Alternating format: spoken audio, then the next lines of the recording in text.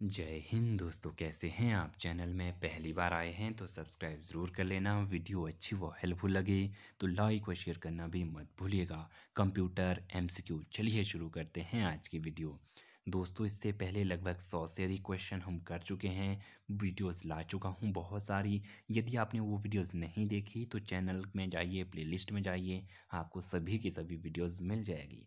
Shortcut key for creating a chart from this selected cells, option number A, B, C और D में से option number D बिल्कुल correct हो जाएगा।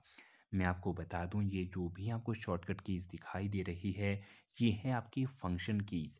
F1, F2, F3 करके F12 तक 12 शॉर्टकट कीज़ फंक्शन कीज़ होती है। क्वेश्चन आ जाता है कि आपके कीबोर्ड में कितनी फंक्शन कीज़ होती है, तो ऑप्शन आपका 12 सही हो जाएगा, जो जहाँ भी 12 रहेगा। कमेंट सेक्शन में ज़रूर बताइएगा कि जो आपकी F7 फंक्शन की है MS वर्ड में, उसका काम क्या है। नेक्स्ट जो प्रश्न है, MIME stands for, option A, B, C और डी आपके सामने दिए गए हैं, तो ऑप्शन नंबर डी इसका बिल्कुल करेक्ट हो जाएगा। Multipurpose internet mail extension is the full form of MIME। All keywords in C language are.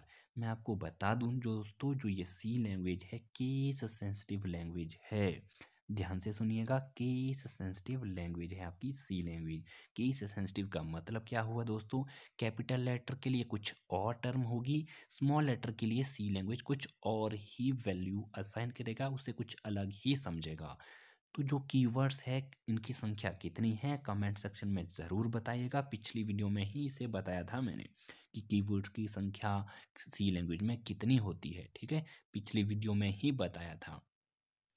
तो वो जो कीवर्ड्स हैं, उन्हें किसी न किसी केस में आपको सामने रखा जाएगा। कोई ना कोई तो रूल रहा होगा कीवर्ड्स को असाइन करने का सी लैंग्वेज में। क्यों? क्योंकि ये तो केस सेंसिटिव लैंग्वेज है, तो उन्हें लिखा जाता है दोस्तों लोअर केस में, अर्थात स्मॉल लेटर में।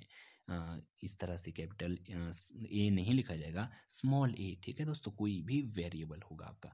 नेक्स्ट जो प्रश्न है वो है फ्रेंड्स आपका प्रश्न संख्या 109। The first graphical web browser are, option number D Mosaic, कब इन्वेंट किया गया, कमेंट सेक्शन में ज़रूर बताइएगा। The topology where all the nodes are attached in a circular ring. अब ये टोपोलॉजी टर्म क्या है, वैसे तो मैं पिछली वीडियो में बता चुका हूँ, फिर भी थोड़ी सी जानकारी दे देता हूँ। टोपोलॉजी आपकी दोस्तों वो टर्म है आपके कंप्यूटर में नेटवर्किंग को किस तरह से जोड़ा जाए। ठीक है, आसान भाषा में कहूँ तो कंप्यूटर में जो आपकी नेटवर्किंग होती है, ठीक है दोस्तों, जो आपका नेटवर्क है कंप्यूटर का जब बनाना है तो किस तरह से जोड़ा जाए, उसका डिज़ाइन आपका नेट टोपोलॉजी है। नेटवर्किंग की डिज़ाइन ही टोपोलॉजी है, ठीक है, सिंपल सी भाषा में। तो क्वेश्चन बोल रहा है कि सर्कुलर रिंग में यदि कंप्यूटर को जोड़ा जाए, नेटवर्किंग बनाई जाए, तो किस तरह की टोपोलॉजी होगी, वो स्टार होगी, बस टोपोलॉजी होगी, मैश टोपोलॉजी होगी, रिंग टोपोलॉजी होगी, ट्री टोपोलॉजी होगी। तो ऑप्शन नंबर डी इसका बिल्कुल करेक्ट हो जाएगा। जैसा ही समझ में आ रहा है ना, सर्कुलर में तो ये रेक टाइप का रिंग बना। यदि हम स्टार की बात करते हैं तो रिंग की बात करें तो इस तरह से कंप्यूटर जुड़े रहेंगे इसमें, ठीक है, सर्कुलर पाथ में। यदि स्टार की बात करते हैं तो स्टार में इस तरह से एक स्टार सा बना रहेगा। इस तरह से आपकी कंप्यूटर ये सभी के सभी कंप्यूटर जुड़े रहेंगे।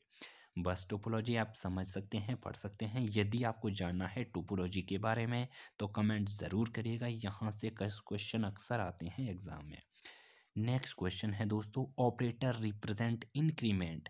इंक्रीमेंट ऑपरेटर कौन सा है निम्न में से, ऑप्शन ए, बी, सी और डी आपके सामने दिए गए हैं, तो ऑप्शन नंबर बी इसका बिल्कुल करेक्ट हो जाएगा। इंक्रीमेंट ऑपरेटर है प्लस प्लस।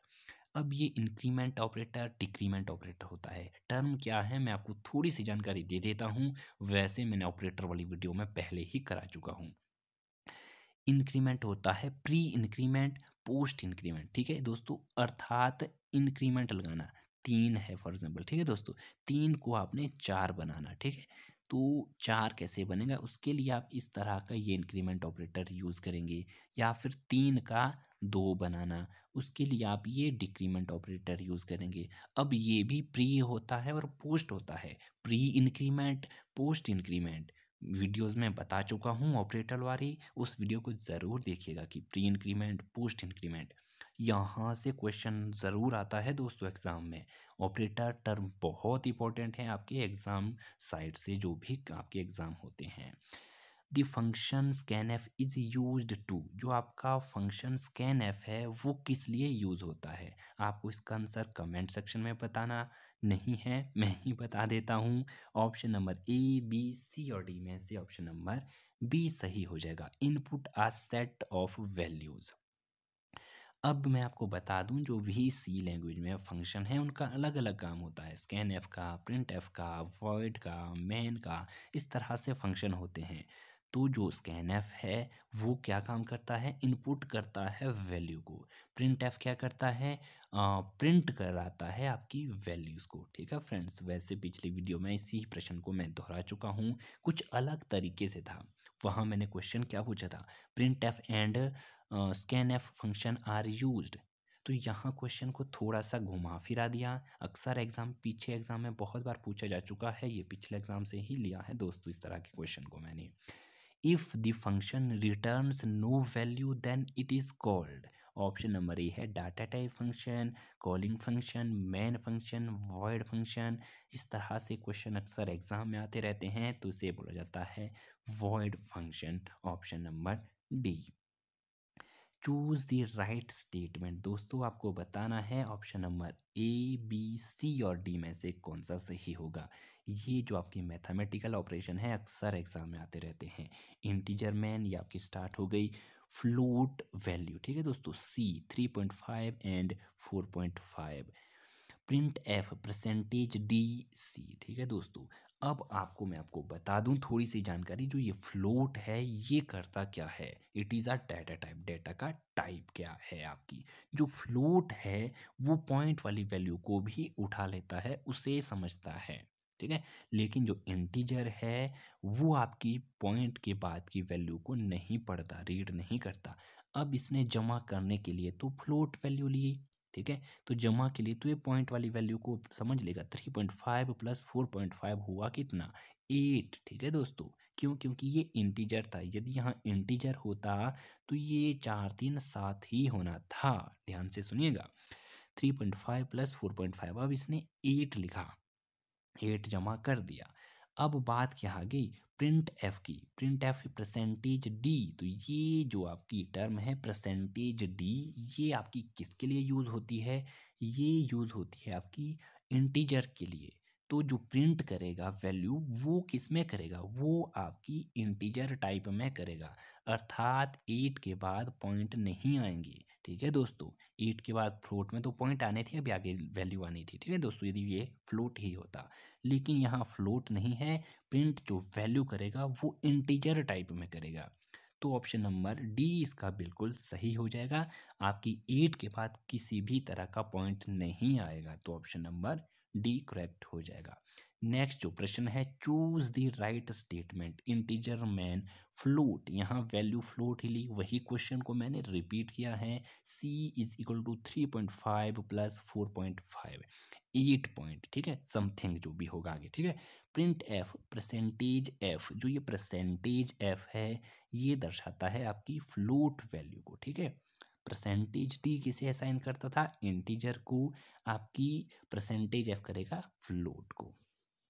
अब हुआ क्या, इसने ये 8 तो कर दिया, इसके बाद पॉइंट के बाद समथिंग आएगा, तो कौन सा आएगा, प्रिंट एफ परसेंटेज एफ, अर्थात फ्लोट में ही वैल्यू आपकी दिखेगी, असाइन होगी। तो option number A, B, C और डी में से कौन सा सही हो जाएगा। आप सोच रहे होंगे ऑप्शन नंबर ए, तो बिल्कुल गलत सोच रहे हैं, ऑप्शन नंबर बी इसका बिल्कुल सही हो जाएगा। थोड़ी सी जानकारी बता देता हूँ, जो ये फ्लोट है यदि पॉइंट के बाद कुछ नहीं है, ठीक है दोस्तों, 4.5 प्लस 3.5, तो लास्ट में ज़ीरो बनता है ना, तो 6 ज़ीरो ये असाइन कर देगा, अर्थात फ्लोट आपकी 6 पॉइंट के बाद 6 डिजिट शो कराएगा। ध्यान से सुनिएगा, फ्लोट जो आपके पॉइंट के बाद 6 डिजिट को शो कराता है, 6 ज़ीरो फिर आ जानी है इसमें। नेक्स्ट जो क्वेश्चन है वो है दोस्तों, which of the following operators has highest precedence. ये ऑपरेटर वाली वीडियो में मैंने आपको बताया है बहुत अच्छे से, फिर भी बता देता हूँ, तो ऑप्शन नंबर डी इसका बिल्कुल सही हो जाएगा, ऑल हैव सेम प्रेसिडेंस। ठीक है, अब ये टर्म क्या है, ये जो लॉजिक है दोस्तों आपका, वो है आपके कि आपका ये मैथमेटिकल ऑपरेटर है। ठीक है दोस्तों, तीनों के तीनों अर्थमेटिक ऑपरेटर, ठीक है, जो आपकी सी लैंग्वेज में होते हैं। तो परसेंटेज ये क्या काम करता है, ये क्या काम करता है, ये क्या काम करता है, जब ये तीनों एक साथ आएंगे तो कैसे इसे सी लैंग्वेज में सॉल्व किया जाएगा। तो इनकी जो वैल्यू है, इनकी जो प्रेसिडेंस है वो सेम है। और भी आपके अर्थमेटिक ऑपरेटर होते हैं, उसके बारे में मैंने ऑपरेटर वाली वीडियो में बहुत अच्छे से आपको समझाने की कोशिश की है। तो दोस्तों मैं आपको बता दूं, ये जो परसेंटेज है इसे बोला जाता है मॉडुलस। ठीक है दोस्तों, इसे बोला जाता है डिवीजन ऑपरेटर। इसे क्या बोला जाता है, ऑप्शन नंबर ए वाला आपको कमेंट सेक्शन में बताना है।